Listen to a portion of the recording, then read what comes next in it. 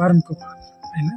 अब कति बेला तपाईलाई लाग्न सक्छ राम्रो कर्म गर्दा गर्दा पनि नराम्रो किन हुन्छ, अथवा राम्रो गर्ने मान्छेहरूसँगै नराम्रो किन हुन्छ, अति नराम्रो गर्ने मान्छेहरू नै खुसी एकदम राम्रो हुन्छन्। यदि कर्मको फल आफूले गरेको कर्मको फल भोग्ने हो भने किन नराम्रो गर्ने मान्छे नै खुसी हुन्छ, राम्रो गर्ने मान्छेलाई नै दुःख किन धेरै हुन्छ भन्ने विषय यो भिडियो रहेको छ। भिडियो अन्तिमसम्म हेर्नु होला। यो के हुन्छ भने नि हाम्रो 3 प्रकारको कर्म हुन्छ हैन। एउटा भनेको अहिले गरिराख्नु भएको कर्म, अर्को भनेको प्रारब्ध कर्म र अर्को भनेको सञ्चित कर्म हैन।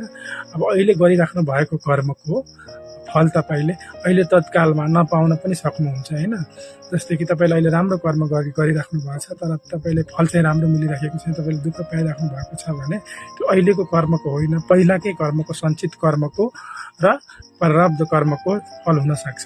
तर अहिले तपाईले राम्रो कर्म गर्दै गर्दै जम्मा गर्नुभयो भने सञ्चित कर्ममा जम्मा हुन्छ र सञ्चित कर्मबाट केही त्यो कर्मले फल दिनको लागि तयार भएको हुन्छ नि त, त्यसलाई प्रारब्ध कर्म भनिन्छ हैन। प्रारब्ध कर्मको मतलब के हुन्छ भने यो चाहिँ हाम्रो सञ्चित कर्मबाटै हुनु त राम्रो नराम्रो सबै कर्महरू हुन्छ नि त।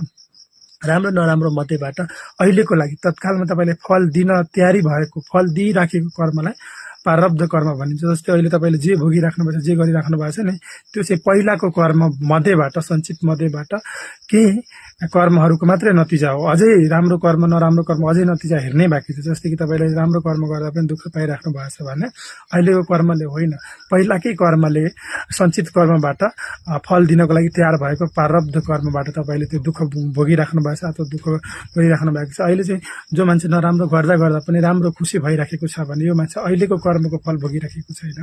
यो चाहिँ पहिलाको कर्मबाट राम्रो कर्मको फल उसले राम्रो भोगिराखेको छ। अहिलेको नराम्रो कर्मको फल नराम्रो नै हुन्छ। जस्तै कि तपाईले जे दिनुहुन्छ त्यही कुरा नै पाउनुहुन्छ, यो चाहिँ 100% सत्य नै हो।